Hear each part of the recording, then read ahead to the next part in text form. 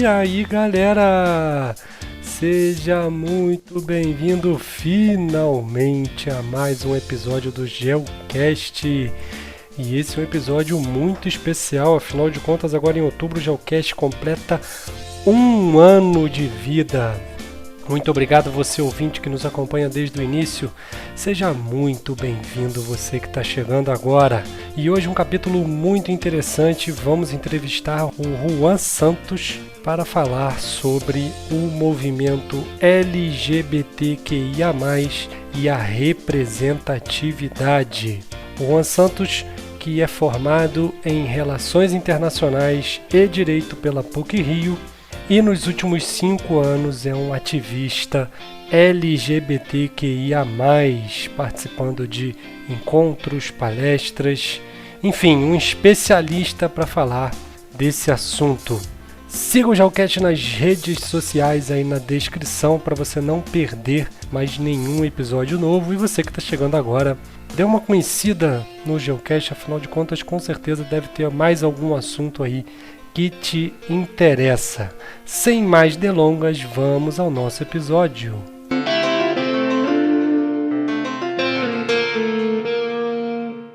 Fala galera, estamos de volta finalmente para mais um episódio do nosso GeoCast, um episódio especial. Esse mês a gente comemora 1 ano do projeto inicial desse podcast. Começamos exatamente no dia 10 de outubro de 2019. Estou gravando aqui hoje com o nosso convidado também no dia 10 de outubro, então um dia muito especial. Hoje eu vou falar com o Juan Santos. E aí, Juan, tudo bem? Tudo bem, Rômulo? Obrigado por me convidar. É um prazer estar aqui com vocês hoje. Isso aí, Juan. Hoje vamos falar de um tema muito interessante e muito importante, principalmente nos dias que estamos vivendo, mas não vou dar spoiler não, o Juan vai contar isso melhor pra gente. Vamos falar sobre a importância do movimento LGBTQIA+.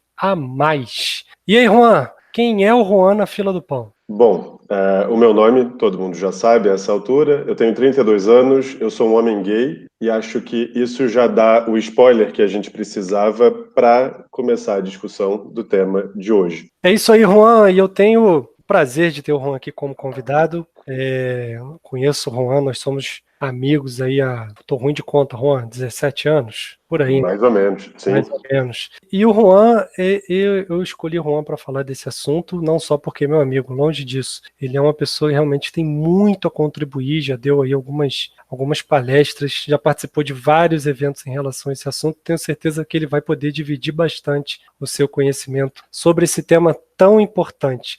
Juan, por que eu escolhi você, hein, Juan? O que você acha? Será que é só porque você é meu amigo? Defenda aí suas credenciais para falar desse assunto. Tenho certeza que não foi só pelos laços de amizade que nos unem. Eu acho que tem muito a ver com a representatividade que é tão importante para nós e para a comunidade LGBT como um todo. Eu diria que, além disso, e aí pessoalmente falando, o Rômulo acompanhou essa trajetória da minha saída do armário até que eu tivesse orgulho de ser quem, de fato, eu sou e pudesse colaborar, mudando a vida das pessoas que estão ao meu redor e que hoje enfrentam os mesmos desafios que eu enfrentei no passado, enquanto eu ainda era um homem gay dentro do armário. Acho que, além disso, e é muito importante a gente relacionar essas datas, é o primeiro aniversário do GeoCast, e isso é uma coisa extremamente importante para todos nós, e que nos dá muito orgulho dessa tua trajetória profissional, mas é importante a gente também dizer que no dia 11 de outubro a gente comemora o International Coming Out Day, ou o Dia de Sair do Armário, que é uma data extremamente importante para a comunidade LGBT, cujo propósito é fazer com que as sociedades como um todo, as pessoas, as empresas, reflitam sobre o que é ser LGBT, né, e que adotem uma postura de mais ação, com propostas que vão naturalmente mudar a vida dessa comunidade em específico. Então, a gente está juntando aqui 2 datas bastante importantes. Primeiro ano do GeoCast e o Dia Internacional de Sair do Armário. Foi bom você falar sobre isso, Juan, porque esse termo Sair do armário é um termo aqui no Brasil às vezes usado de maneira muito pejorativa, né? Vários humoristas usam esse tema para fazer piada, e, enfim. E você estava me contando em off, né, antes da gente começar a gravar, que nos Estados Unidos, né, em inglês, na língua inglesa, esse é um termo realmente muito importante para todo o movimento LGBTQ. Eu queria que você falasse um pouquinho sobre a importância desse momento na vida de uma pessoa LGBTQ, a importância desse momento de sair do armário, né, o apoio que você tem ou deixa de ter, as dificuldades e o próprio processo ali, às vezes, de autoaceitação, ou eu estou errado? Não, você está absolutamente certo. Eu acho que, inclusive, antes de falar desse momento em específico, é importante a gente entender o conceito em que o LGBT está inserido no Brasil e em muitos lugares do mundo, inclusive, né? A sociedade brasileira é uma sociedade extremamente machista, em que o homem e a mulher já têm papéis pré-definidos. As expectativas das famílias, elas acontecem e oprimem aquela criança mesmo antes do nascimento dela, né? Seja com o chá revelação, em que vão dizer se é menino ou menina, e a partir desse momento estabelecer o que aquela criança vai precisar fazer e como ela vai precisar agir para ser um homem ou uma mulher na sociedade brasileira. Falando de mim, né, e pessoalmente, embora seja redundante, eu sou um homem e para minha família, inserida nessa sociedade também religiosa, grande parte da minha família é evangélica, o meu papel era muito claro. Eu ia crescer, eu ia jogar futebol, eu ia ficar com várias garotas, isso ia ser motivo de orgulho para toda a minha família. Certamente a minha vida amorosa seria comentada em todos os encontros do meu pai com seus amigos, e isso seria absolutamente fantástico. Eu seria forte, eu não choraria, eu certamente não poderia dançar ou dançar muito, eu seguiria todo esse padrão de masculinidade que agora a gente entende que é uma masculinidade tóxica, até me tornar um homem adulto heterossexual. Essa era a expectativa da minha família. Mas essa expectativa era simples e puramente da minha família, e não as minhas. Enquanto eu crescia, eu fui percebendo que eu era diferente dos outros meninos em muitos aspectos. É claro, nós éramos seres humanos, sentíamos dor, tínhamos sonhos, né? Os meus amigos héteros e eu, homossexual, tínhamos muitos sonhos, nós éramos iguais na maior parte das coisas. Mas existia uma coisa em específico que nos diferenciava. Eu me atraía por homens, enquanto eles eram atraídos por mulheres. E a partir do momento em que eu percebi que essa era a diferença entre nós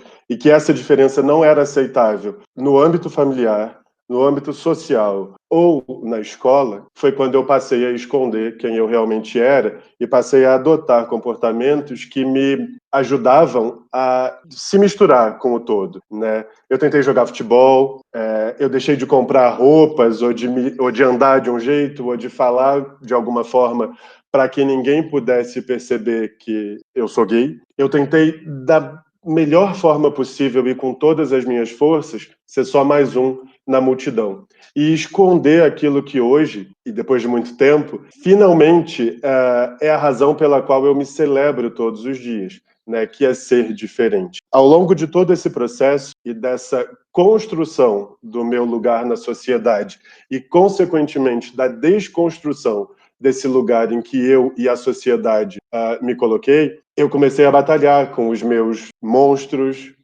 com os meus medos de sair do armário, de me assumir. Eu precisei repensar qual era o lugar de um homem gay em termos religiosos, porque na minha família sempre foi dito que LGBTs iriam para o inferno, e eu não queria ir para lá, certamente. A minha família disse que LGBTs eram promíscuos ou não chegavam a lugar nenhum, e eu queria chegar em algum lugar, embora eu não soubesse qual era o meu lugar na sociedade, visto que nos anos 2000 não eram muitos os gays que estavam abertos aí, que eventualmente serviriam como referência de lugar para que eu pudesse chegar. E eu também precisei aprender a me respeitar e a me amar. E descobrir que o amor, a família, filhos, amigos também eram elementos que poderiam ser parte da minha vida, e não só da vida de um homem heterossexual. A desconstrução de tantos conceitos, de tantos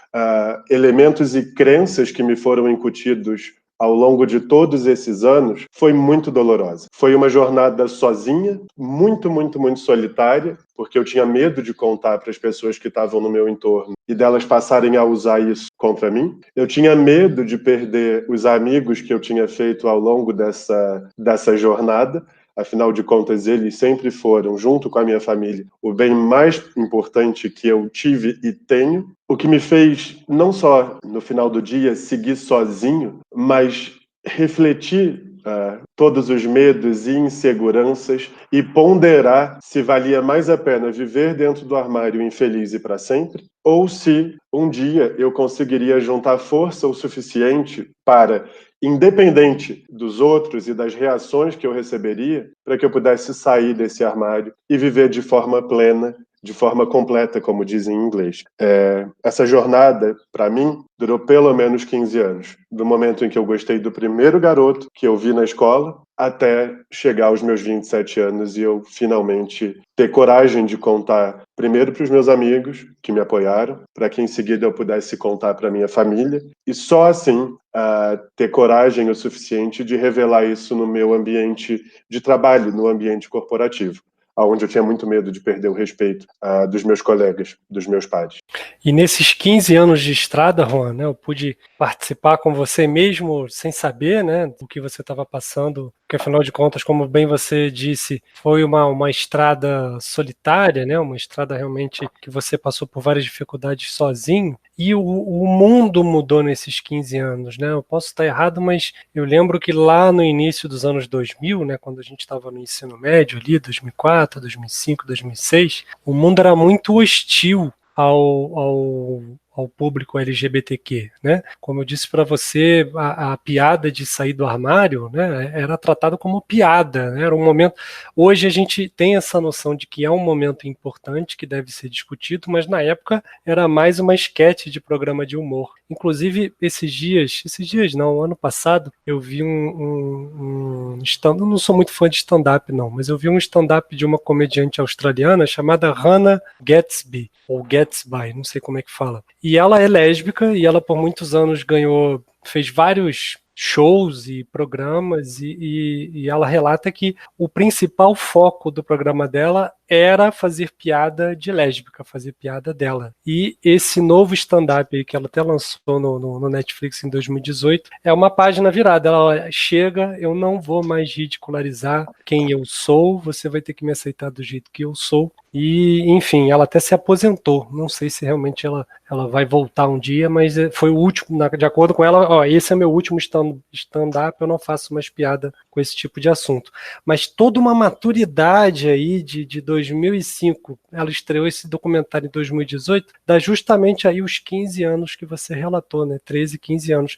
Eu queria que você relatasse o quanto que o mundo mudou nesses 15 anos e o quanto que isso pode ter te ajudado a você assumir quem você realmente é, ou não mudou e os dados são só os dados que são divulgados às vezes distorcem a realidade. Eu queria que você falasse um pouquinho sobre isso. Eu acho que a Hannah e muitos comediantes, atores, CEOs, professores têm um papel fundamental na sociedade de hoje e foram de extrema importância para que nós pudéssemos chegar aqui e para que pudéssemos hoje, em 2020, termos essa conversa, né? O mundo mudou, ele vem mudando. Eu acho que ele vem mudando em muitas frentes. Quando a gente pensa em equidade de gênero, racial, da inclusão de pessoas com deficiência, ou da inclusão e promoção dos direitos para todos esses grupos e também para a comunidade LGBTQIA+, é inegável que o mundo mudou. Como também é inegável que muito ainda precisa ser feito. Eu acho que hoje, em 2020, nós chegamos em um momento onde é muito difícil retroceder, embora eventualmente alguns políticos tentem nos dar esses sinais. Conquistar os direitos que nós conquistamos até hoje, ocupar os espaços que ocupamos hoje, refletir sobre a forma de fazer humor, por exemplo, se rir às custas de um grupo minoritário, se isso é de verdade, de fato, humor ou não, foi uma jornada, foi um processo de reflexão individual e eu diria que coletiva, inclusive. A gente sabe que muitas pessoas ainda não estão nesse momento de pensarem o seu próprio lugar e as suas próprias contribuições para a sociedade como um todo. Isso é uma pena. E fica aqui o convite. Mas muitas pessoas fizeram e foram pioneiras nessa reflexão e lá atrás começaram a batalhar para que hoje pessoas como eu tivessem minimamente algum direito. E quando eu digo minimamente, é porque a gente sabe que existem muitos países, hoje são mais ou menos 72 ou 73 países que ainda criminalizam relações de mesmo sexo, mas aqui no Brasil em específico, a gente vem progredindo. A passos curtos, mas a gente progrediu. Com a união estável, por exemplo, com a adoção de crianças por casais do mesmo sexo, com uma maior representação e representatividade nas novelas, no teatro, do que é ser uma pessoa LGBT, porque quando a gente pega o primeiro LGBT que apareceu na novela, acho que nos anos 60, e ao longo, né, dessas décadas até hoje, esse LGBT, ele normalmente era ridicularizado, ele era humilhado, todo o elenco da novela ia rir às custas daquele indivíduo e ele ia sempre ser marginalizado, uma pessoa de segunda classe, sempre representado naquelas profissões que foram ditas serem profissões para a comunidade LGBT. Você vai ter, por exemplo, um homem gay como cabeleireiro em todos os papéis que ele faz e durante muitos anos sendo aquele único lugar em que a sociedade permitia um homem gay existir, ou uma travesti representada como uma profissional do sexo, ou uma lésbica caminhoneira. E ao longo desses anos, em especial ao longo dessa última década, eu acho que não só eu, mas todas as pessoas desses grupos minoritários se cansaram. Hoje, nós buscamos mais representatividade. Somos muitos, somos diversos, ocupamos todos os espaços da sociedade. Um gay, ele não é só cabeleireiro, ele pode ser, mas também existem homens gays médicos, existem mulheres lésbicas professoras, advogadas, cientistas, e não só caminhoneiras. Hoje nós percebemos que podemos ocupar qualquer espaço social. Percebemos, inclusive, que somos pessoas como qualquer outra pessoa que compõe a sociedade. E por isso precisamos de direitos iguais, né? E precisamos de proteção, inclusive, para que nós possamos ser quem de fato somos. E quando eu digo proteção, um homem ou uma mulher heterossexual, quando saem de casa, eles não são agredidos pelo simples e único fato de serem heterossexuais. Isso é muito diferente quando você é LGBT. Então eu preciso, de fato, que o Estado, o país, assegure direitos para que eu possa existir e existir na minha plenitude, né? Na plenitude do trabalho, na plenitude da minha vida enquanto cidadão, e por isso que a representatividade, uma resposta longa, mas que a representatividade importa. Porque quando eu penso no Juan, e quem era o Juan na fila do pão nos anos 90, enquanto eu crescia, e no início dos anos 2000, enquanto eu terminava o ensino médio e entrava na universidade, esse Juan tinha poucas possibilidades. Ele tinha mais possibilidades do que um gay que cresceu nos anos 70, 80 e 90. Né? O Juan já conseguia ver alguns gays conseguindo lugares de destaque na sociedade, mas ainda eram poucos. E por isso, eu clamo para que as pessoas que são LGBT e que hoje já conseguem viver fora do armário de forma plena, para que elas levantem as suas vozes e sirvam de exemplos para as novas gerações. Porque eu não desejo que, em nenhum momento, alguém duvide de quem é, duvide da importância de ser quem é, de que merece amor, de que vai ocupar um espaço na sociedade, e isso só é possível quando a gente se une, né? E se torna a representatividade que não tivemos enquanto criança. E Juan, essa mudança então do ambiente, né, dos últimos 15 anos, se reflete não só na evolução moral aí da sociedade. Se você pegar um programa de humor aí de 15 anos atrás, pelo amor de Deus, você não vai nem conseguir mais rir. Você vai ficar com vergonha alheia do que era piada 15 anos atrás.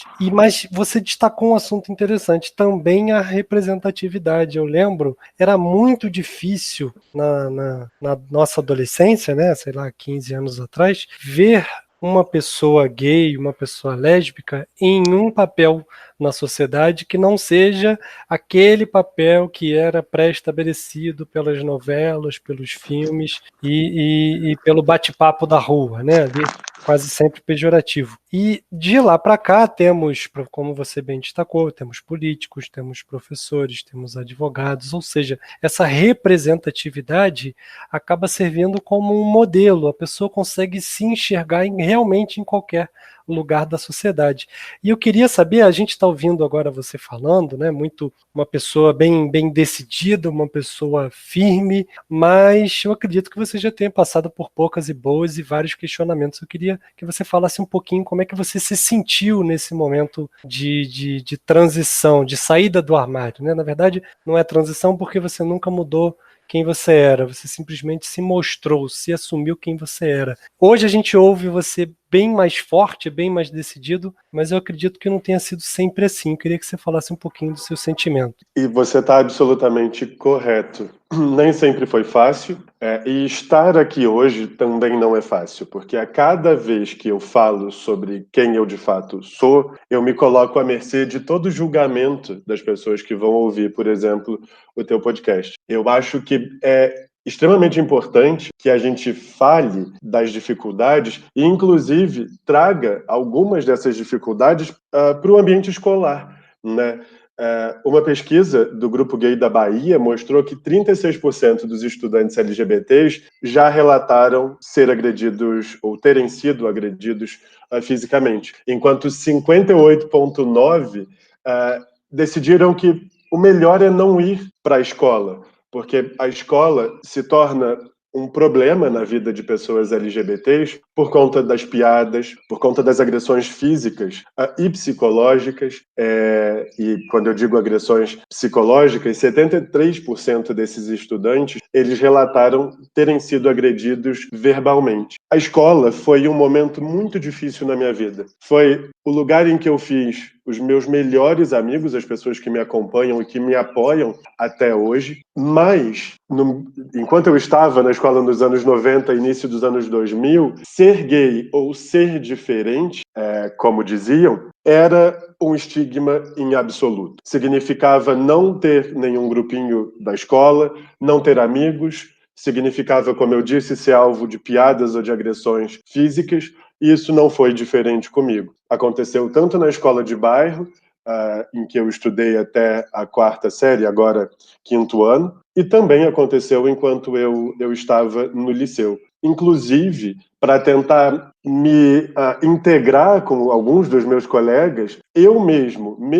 me descobrindo um homem gay, tinha atitudes homofóbicas, porque assim, e com sorte, eles não perceberiam que eu também era gay. Então, o ambiente escolar, ele deixa muitos traumas na vida de um jovem que está se descobrindo, né? Ele não é um ambiente fácil para ninguém, para crianças heterossexuais ou homossexuais, mas ele parece ser ainda mais difícil para quem não se encaixa ou se enquadra no todo. Então a escola foi um período muito difícil. Posteriormente, enquanto eu crescia e via qual era o lugar que a sociedade gostaria que eu ocupasse, esse também foi um processo difícil, porque eu estava indo na contramão e eu precisava, eventualmente, me levantar, erguer a minha voz e contar às pessoas sobre quem eu realmente era para que eu pudesse escolher o meu próprio caminho e não o caminho que escolheram para mim ou que foi pré-determinado. Esse processo de orgulho, né, de ser orgulhoso de quem eu sou hoje e de falar com alguma propriedade sobre o tema, em específico, quando eu digo propriedade, a partir da visão de um homem gay, já que aqui eu estou sendo somente um canal ou uma representação para as outras letras, e cada uma delas tem os seus próprios desafios, ser um homem gay na sociedade não é fácil, mas ainda me coloca numa posição de privilégio se comparado a algumas das outras letras que compõem a sigla LGBTQIA+.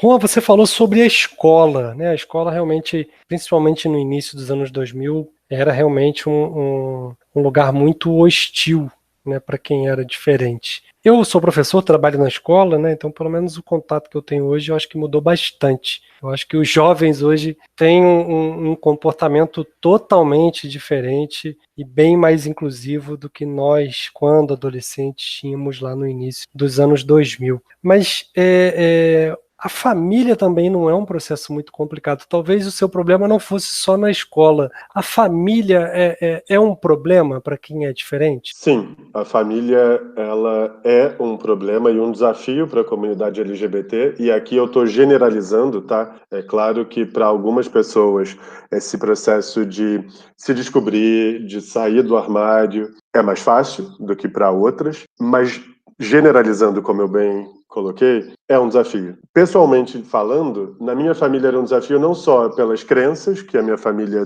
tem, são evangélicos, e de acordo com essa religião em específico, eu não teria nenhum lugar no céu, eu iria direto para o inferno.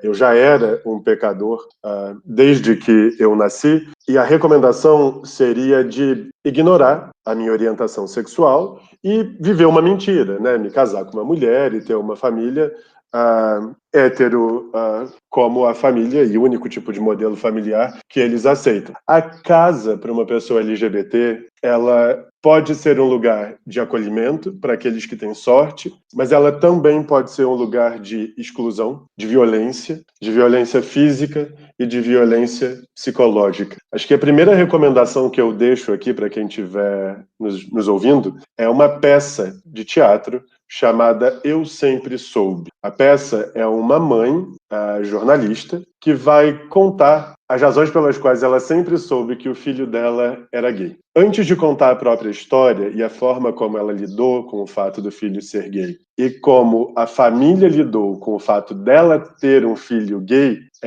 ela abre esse monólogo contando vários casos que, infelizmente, são casos reais e casos brasileiros. Quando a gente pensa em família, acho que a primeira coisa que vem à cabeça de qualquer pessoa é acolhimento, né? É amor, é aceitação, é um lugar seguro para voltar, é um porto seguro. Só que para essa comunidade, nem sempre é assim. Nessa peça, e eu gostaria de novo que fosse uma história fictícia, mas não é, ela conta, por exemplo, do caso da mãe que matou o filho de 25 anos, a facadas.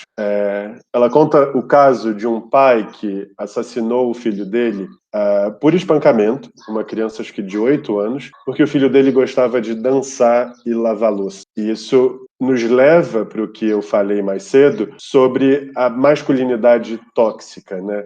Lavar louça automaticamente para esse homem faz com que o filho dele deixe de ser masculino e coloque ele num lugar de inferioridade, segundo a lógica dele, da sociedade, que é o lugar feminino, o lugar da mulher. E por isso o filho dele mereceu a morte, segundo ele.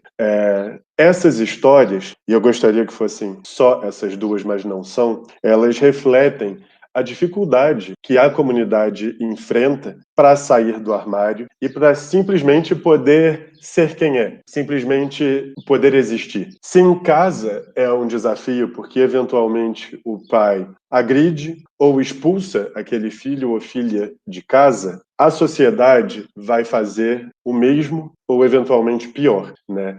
Aqui no Brasil, e infelizmente nós estamos localizados no país mais violento para a comunidade LGBT, nós matamos uma pessoa LGBT a cada 23 horas. O Brasil ele segue em primeiro lugar no ranking de assassinato de transexuais. Esses dados não são da minha cabeça, são dados divulgados por organizações extremamente relevantes dentro e fora do Brasil, como o Grupo Gay da Bahia, por exemplo, ou organismos ligados à União Europeia. O Brasil é um país que produz muito poucos dados da comunidade LGBT, são pouquíssimos os censos que foram feitos ou pesquisas que foram feitas, e por isso que normalmente quando a gente discute sobre ser LGBT no Brasil, a gente usa dados ou do Grupo da Bahia ou de organismos internacionais. Eu falei desses dados porque talvez um dos dados que mais me choca todos os dias quando eu lembro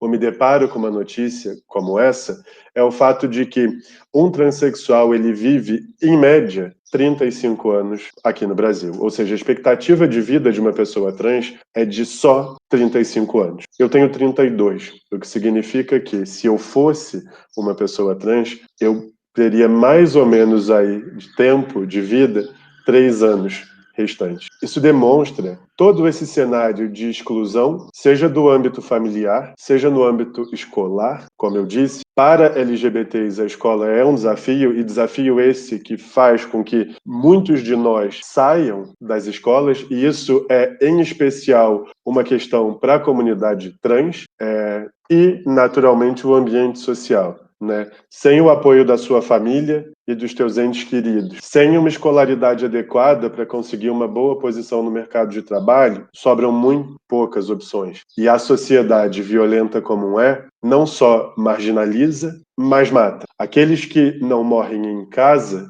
quando encontram famílias absolutamente intolerantes, e infelizmente são muitas, acabam perecendo na sociedade.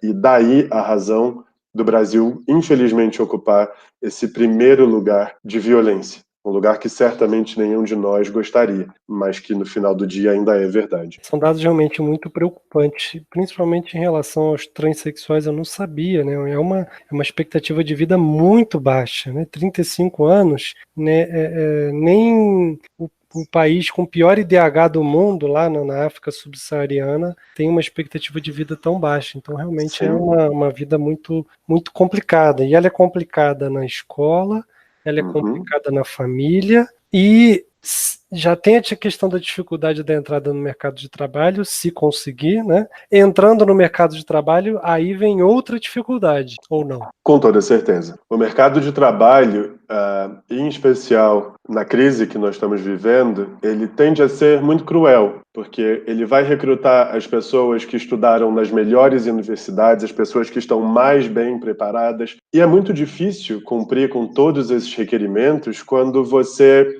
não teve o mesmo acesso, por exemplo, à educação. Quando a tua família te tirou do seio familiar e te colocou na rua e não sobraram muitas expectativas ou perspectivas de vida, fica muito difícil conseguir competir com aqueles que tiveram tudo ao longo das suas vidas. E não é nenhum demérito ter tudo na vida, deve ser absolutamente fantástico. Mas isso faz com que esses requisitos extremos faz com que seja absolutamente difícil para que uma pessoa transexual ou para que a maior parte dos LGBTs consigam ingressar em ambientes corporativos, por exemplo, e consigam servir de exemplos, e aí a gente retoma, né, a representatividade para as gerações futuras ou para quem busca algum tipo de inspiração e caminho.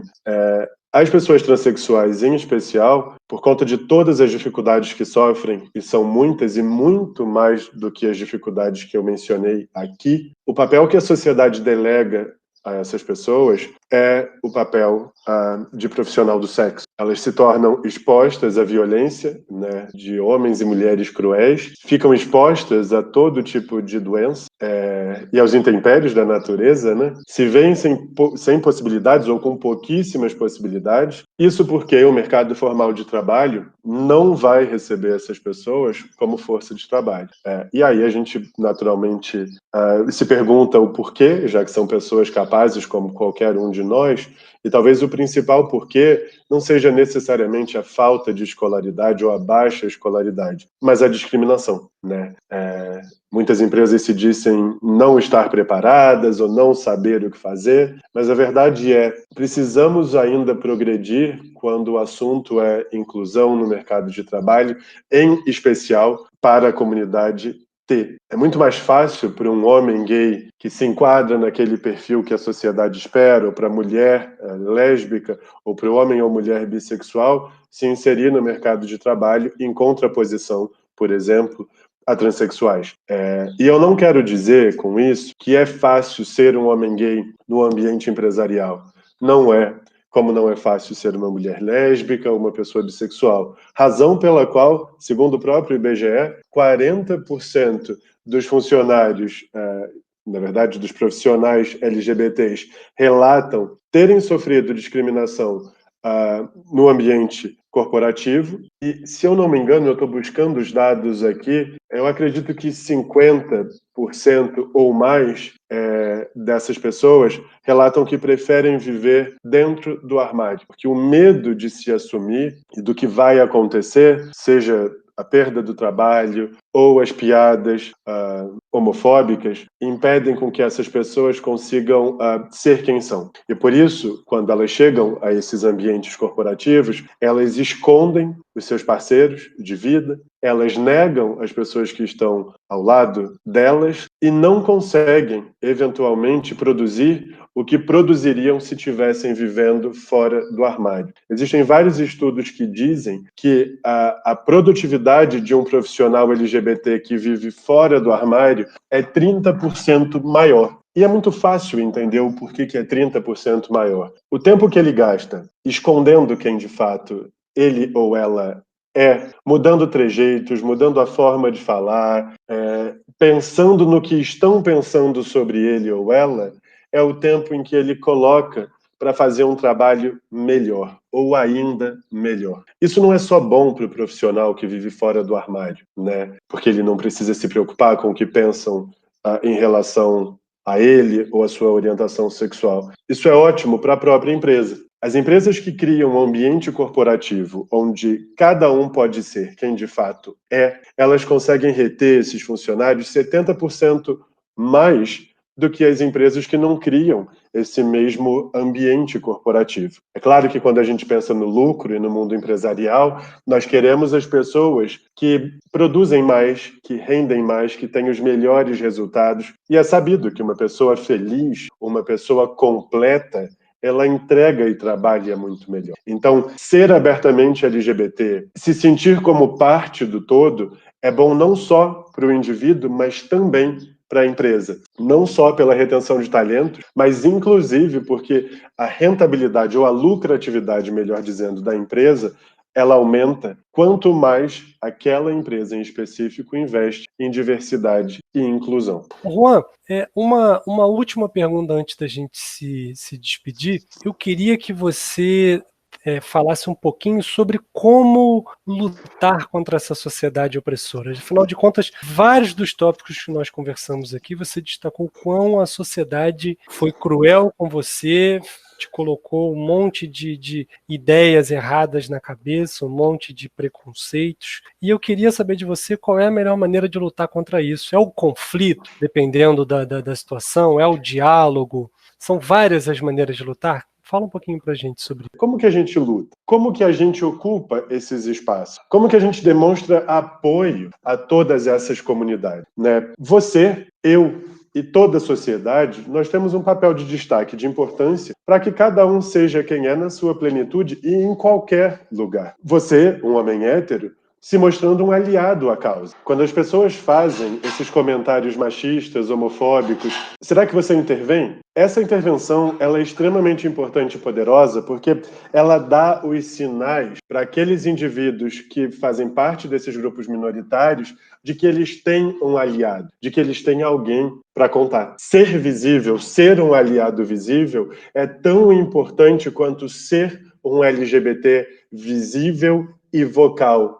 E quando eu digo visível e vocal, um LGBT que luta pelo seu espaço e pelos seus direitos, exigindo respeito, ocupando os espaços da sociedade, sejam eles quais forem, um indivíduo que busca por uma inclusão igualitária e que sai desse lugar de marginalização que nos colocaram. É claro que para muitas pessoas isso é extremamente difícil e por isso que LGBTs que conseguiram ocupar espaços que ainda não são ocupados, a grosso modo, pela comunidade precisam ser vocais, precisam falar, precisam lembrar que existem muitos de nós ainda marginalizados, muitos de nós morrendo todos os dias por não terem os mesmos acessos que alguns de nós tivemos à educação, a um bom emprego ou a uma família que nos ama e que nos respeita, né? Então, as lutas são muitas e das mais diversas. Eu acredito que a nossa luta individual, ela começa no nosso próprio seio familiar, no nosso âmbito de amizades, enfim, nesse pequeno círculo, né? É onde a gente começa a servir de exemplo para os outros e é onde a gente começa a delimitar as barreiras do que é aceitável e do que não é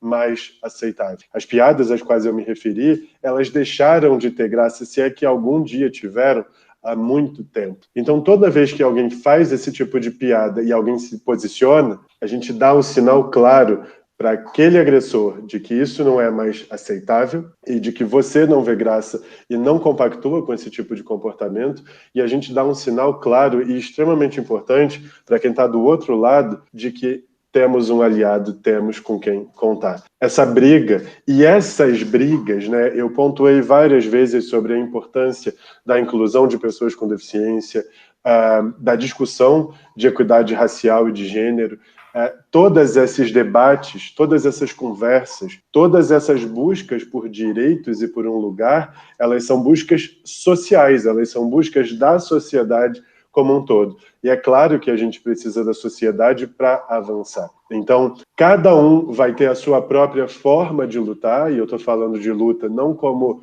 uma forma de violência ou de agressão, mas uma forma de se posicionar, uma forma de buscar direito, buscar espaços, de promover a inclusão e a diversidade em todas as esferas, mas as lutas são muitas. E é importante que a gente saiba que essas lutas são urgentes, né? Existem pessoas morrendo de todos esses grupos pelos simples fatos de não poderem ser quem são, né? E de que essas lutas são nossas, de todos, elas são coletivas, e não só dessas comunidades em específico. Sim, obrigado. Realmente é um posicionamento de como sociedade, né? Um posicionamento coletivo. Eu estava conversando num programa com a Júlia, né, sobre poder de fala, se eu não me engano, o programa número 11, a gente falou de machismo estrutural, lugar de fala, feminismo e tal, e o que me marcou muito foi quando a Júlia falou que os homens têm que comprar essa causa também. Não é só as mulheres, por ser uma causa feminista, só as mulheres têm que tocar nesse assunto. Não, o homem ele tem que intervir sim. Então ele está num grupo de amigos e rolou uma situação ali machista,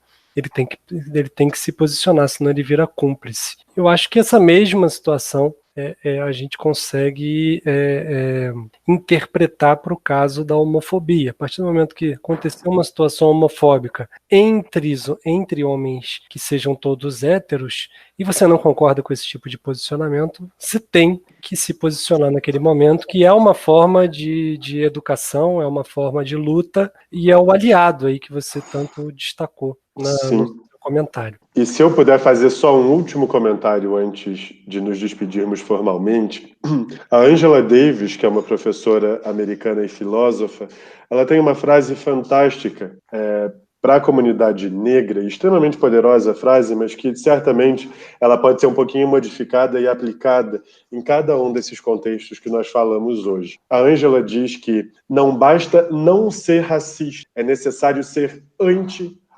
Ou seja, não basta, e trazendo isso para a nossa conversa aqui, não basta não ser homofóbico, né? É necessário ser anti-homofóbico. Ou seja, se você não faz piadas, ótimo, você não está fazendo mais do que a sua obrigação. Mas é extremamente importante que você se posicione quando alguém no seu círculo ou na sociedade demonstra um comportamento homofóbico. Você precisa se posicionar. Esse posicionamento ele é primordial para que a gente consiga não só manter os direitos que nos foram assegurados, mas inclusive promover, buscar mais direito, mais espaço e mais representatividade.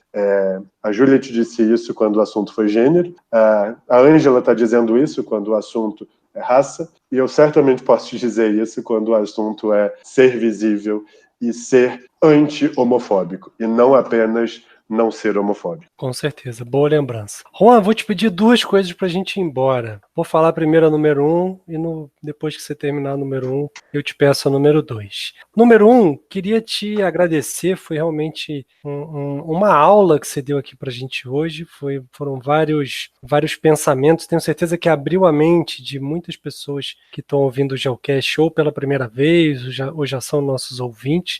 É um tema realmente muito importante que tem que ser debatido.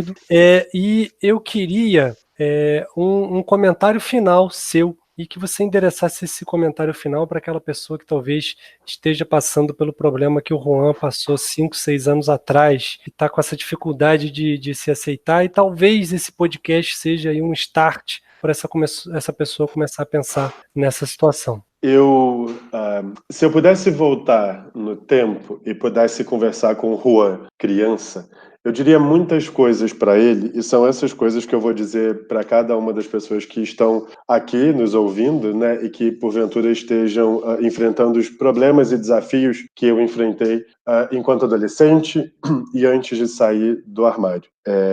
Há poucos anos atrás, eu tive certeza absoluta de que o suicídio, para mim, seria a melhor opção. Eu comecei a acreditar nisso porque eu não conseguia ver saída. Eu tinha medo de decepcionar a minha família, eu tinha medo de perder os meus amigos, eu tinha medo de terminar a vida sozinho, já que muitas vezes me disseram que eu não merecia amor e não encontraria ou teria uma família, né, constituída por mim mesmo. Eu duvidei muito de mim, eu duvidei muito da minha força, eu duvidei dos espaços que eventualmente a sociedade me forçava a ocupar ou esperava que eu ocupasse, porque não eram espaços que eu me via ou gostaria de ocupar. Eu duvidei de muita coisa. Todas essas dúvidas trouxeram muita angústia, muita infelicidade, muito sofrimento na minha vida. É curioso como a gente vive com pessoas, né, no nosso entorno por muitos anos e sequer a gente suspeita dos desafios que essas pessoas estão enfrentando na seara pessoal, individual, né? Eu tenho muitos amigos e sou muito feliz com eles, e eventualmente eles suspeitavam de se eu era ou não gay, mas ninguém sabia de fato as dores de ser quem eu era e dos desafios que eu enfrentava todo dia para estar com ele, ou de todas as vezes que eu me negligenciei, que eu me anulei, que eu ouvi calado coisas que me feriram, pelo medo de perdê-los e pelo medo de fato de ser quem eu realmente sou. Essa mensagem que começou estranha e começa um tanto quanto depressiva aí para baixo, eu posso garantir que é uma mensagem de positividade e de que dias melhores virão, sem fazer alusão à cerveja. Quando eu tive coragem de contar para as pessoas que me cercam quem eu de fato sou, e elas me abraçaram, me celebraram e disseram que estariam comigo, independente de qualquer coisa, eu tirei muitos elefantes das minhas costas. Eu passei a me ver de uma forma diferente. Eu passei a me respeitar mais, eu passei a me dar mais valor. Eu descobri que eu podia fazer qualquer coisa, desde que eu quisesse. Eu descobri que eu não estava sozinho, e talvez essa descoberta tenha sido uma das principais. Eu descobri que eu merecia ser amado. Eu descobri que eu precisava ajudar pessoas para que elas não passassem pelos desafios que eu passei. Porque é muito duro viver uma vida inteira dentro de um armário, por mais estranho que essa frase pareça. O que eu quero que vocês saibam é que não vai ser fácil. Eu sei que vocês estão sofrendo, eu sei que vocês passam noites em claro, sofrendo e chorando. Eu estive lá. Eu sei que vocês têm medo de perderem os seus amigos. Mas olha, se vocês perderem, eles não eram nem amigos. Então, que bom, foi um favor. Eu tenho certeza que nessa trajetória linda e nova que vai se iniciar na vida de cada um de vocês, novas pessoas aparecerão. E são pessoas que vão te valorizar, são pessoas que vão te celebrar, pelo simples fato de você ser quem você é. Você é lindo, você é completo, você merece tudo que qualquer outra pessoa merece na vida. Eu posso te garantir que sair do armário não vai ser fácil, nem na saída e nem posteriormente, porque todo dia, infelizmente, nós saímos do armário. Mas eu posso te garantir que até hoje você nunca conheceu a felicidade plena de ser quem é, porque o armário ele impede. O armário ele é pequeno demais para a nossa grandeza. Saia do armário, seja quem você é. E nunca duvide que você merece tudo de bom que a vida tem a oferecer. E nunca pense que você está sozinho. Se você acha que você está sozinho, procura aqui nesse canal os meus contatos. Eu vou te garantir que você não está. Foram muitas as pessoas que me ajudaram nessa jornada ao longo desses últimos 5 anos de autoconhecimento e de autocelebração. Contem comigo. Existem canais de atendimento psicológico, e é muito importante falar sobre isso, que podem ajudar vocês. Vocês são lindos, são grandes, são diversos. As vozes e as histórias de vocês merecem ser ouvidas. Não se retraiam dentro desse armário, não fiquem confinados nesse armário, não deixem de querer viver de forma plena como um dia eu achei que seria o melhor para mim, porque isso não é o melhor para ninguém. Eu e Rômulo fizemos um trabalho de curadoria ao longo de todos esses anos, com muitas conversas de botequim, muitas histórias de uma amizade linda e de 17 anos ou mais. E aqui e fora do script, inclusive, eu queria fazer um agradecimento público a ele e a toda a ajuda que ele e os outros 6 amigos que eu tenho, 7, na verdade, me deram para que eu pudesse estar aqui hoje, celebrando quem eu sou, conversando com vocês, casado e feliz. Feliz por ocupar um espaço que eu nunca imaginei. Feliz por mudar a vida de muitas pessoas que eu nunca imaginei. Feliz por, a essa altura da minha vida, e depois das palestras que eu fiz, ter podido aconselhar pais e jovens sobre como tratarem e lidarem com esse assunto que deveria ser tão natural, né? Quando eu falei da curadoria e das nossas conversas de botequim, é porque eu sempre levei para os meus amigos, além das minhas próprias histórias, músicas, livros, filmes. Então agora, eu acho que além desse agradecimento que eu devo a ele, que ele sabe muito bem, e a todos os outros amigos que vão ouvir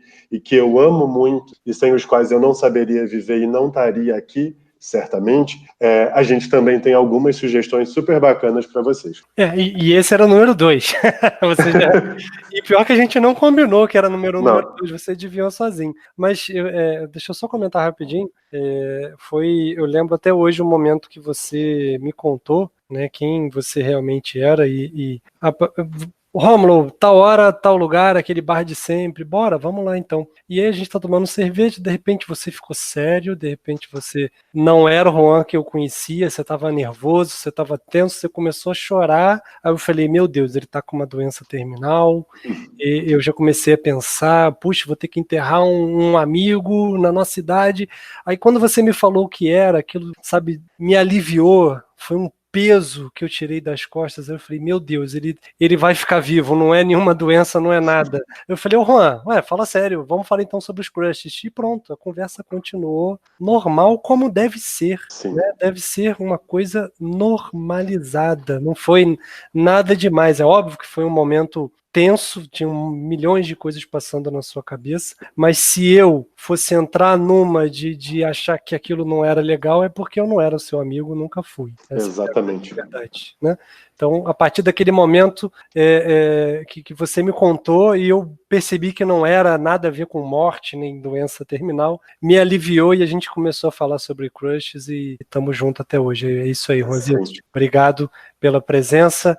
E o número 2 você já deixou como dica. Eu costumo fazer as dicas no final de cada episódio, mas eu achei melhor hoje. O Juan tem um conhecimento enorme em arte, em música. Eu acho que ele é uma pessoa muito mais gabaritada do que eu para dar umas dicas para vocês sobre aprofundamentos aí do tema de hoje. Ele já falou sobre a peça de teatro, que ele vai repetir agora, mas eu acredito que tenha mais opções, né, Juan? Sim. Tenho algumas e ótimas, inclusive não são ótimas só porque eu estou recomendando, mas acho que valem muito a pena, inclusive, para um debate familiar, para um debate com os amigos, para a gente refletir e repensar a nossa própria posição na sociedade enquanto aliados e enquanto LGBTs. Eu falei da peça de teatro, uma peça que certamente pós-pandemia vai voltar para os teatros, que foi muito bem recebida pela crítica e pelo público, que é uma peça intitulada Eu Sempre Soube. Em grande parte é um monólogo, mas vai contar a história de uma mãe que diz sempre ter sabido sobre a orientação sexual do filho. Além dessa dica, eu queria falar sobre um livro e sobre como esse livro teve um impacto importante e fundamental na minha vida. Antes de sair do armário em 2015, eu me deparei com uma história real de um menino chamado Bobby. O Bobby, ele vivia na Califórnia nos anos 80, se eu bem me recordo, e a mãe dele era extremamente religiosa e por isso ela não aceitava a orientação sexual do filho. Eu vou dar o que parece ser o spoiler, mas eu garanto que não é, porque isso está inclusive na primeira página do livro. O Bobby, ele cometeu suicídio. Ele se jogou de um viaduto na frente de um caminhão. Ele praticamente morreu 2 vezes. Quando a mãe do Bob percebeu que, por conta do preconceito, por conta da falta de conhecimento dela, ela terminou perdendo um filho, ela se tornou uma das maiores ativistas que nós temos até hoje pela luta e pelos direitos, né, de pessoas LGBTs. O livro eu comprei, eu mudei a capa dele porque eu tinha medo das pessoas me verem lendo o livro e assumirem automaticamente que eu era gay. E isso é uma das muitas pequenas agressões, né, que nós fazemos todos os dias com cada um de nós. O livro se chama Orações para Bob. Existe um filme de mesmo título que foi super premiado com a Sigourney Weaver. É um filme e um livro que retratam de fato a história de uma pessoa, como cada um de nós, que não aguentou a pressão social, não aguentou a rejeição da família, não aguentou a pressão religiosa e acabou optando por tirar a própria vida. A razão pela qual eu recomendo essa leitura é que o relato da mãe do Bob, ele é transformador. O filme é absolutamente fantástico e me deu força de levantar a minha voz, de sair do armário e de lutar por pessoas como eu, para que nunca mais ninguém escolha o que o Bob acabou escolhendo. E eu, honestamente, me pergunto se foi ou não uma escolha que o Bob fez e não quase uma imposição vinda da sociedade, do seio familiar, de uma família e sociedade tradicionais e conservadoras. Além disso, eu queria deixar algumas músicas para vocês, e uma delas eu ouvi uma madrugada inteira, chorei a madrugada inteira e fiquei pensando, meu Deus, será que um dia eu vou poder ter essa vida que esse videoclipe está me mostrando? O nome da música, se eu não me engano, é uma música de 2013, que foi super premiada, inclusive pela mensagem dela. Ela se chama Same Love, do Macklemore. É um rap, a indústria do rap é extremamente homofóbica e machista, e ter um rapper que não é LGBT é um aliado, falando sobre a importância de direitos iguais, sobre a importância de se poder casar, adotar, de simplesmente viver de forma plena, foi extremamente poderoso na minha vida. And I can't change, even if I tried, even if I wanted to. And I can't change, even if I tried, even if I wanted to. My love, my love, my love, she keeps me warm. She keeps me warm.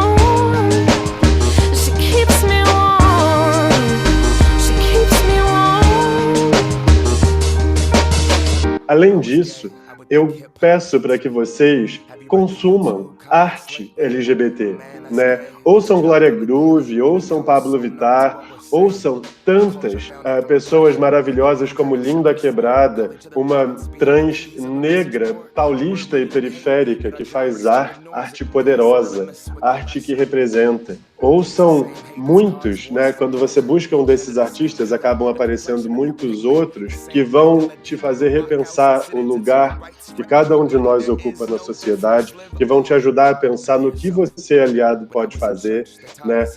E dentre eles, talvez o meu favorito, ouçam a Lineker, uma maravilhosa trans, extremamente talentosa e que faz arte. Arte com A maiúsculo, arte numa sociedade que não valoriza a arte como deve e que se posiciona, né, em prol de todos nós. É isso aí, Juan. Muito obrigado pelas dicas. Temos aí 3 músicas, temos uma peça de teatro, então um material muito rico, e um livro, né? Então um material muito rico aí para a gente aprofundar o tema. Tenho certeza que vai ser só uma porta de entrada, como você muito bem disse. Juan, mais uma vez, muito obrigado pela presença. Você está aqui não só porque você mora no meu coração, como você já falou, mas você está aqui por mérito, porque é uma pessoa muito gabaritada para falar desse assunto. Eu tenho certeza que o fez muito bem e representou muito bem. Pode ter certeza que, de acordo com os desdobramentos aí, pode ser que apareça um novo assunto para a gente debater, e certamente eu vou te convidar aqui de novo para o nosso Geocast especial de 1 ano. Foi um prazer estar com vocês, muito obrigado pelo convite, e espero que essa conversa ajude as muitas pessoas que vão nos ouvir. Se eu falei qualquer coisa errada, eu peço em absoluto a compreensão de vocês. Tem sido uma trajetória que não é tão longa assim, estou falando dos últimos 5 anos, de descoberta do meu próprio lugar enquanto um homem gay e enquanto um cidadão, né, que tenta fazer o melhor possível para ajudar pessoas como eu. Então, e eu sigo aprendendo. Então, muito obrigado pelo convite, foi um prazer participar. É isso aí, Juan. Valeu, até a próxima. Até.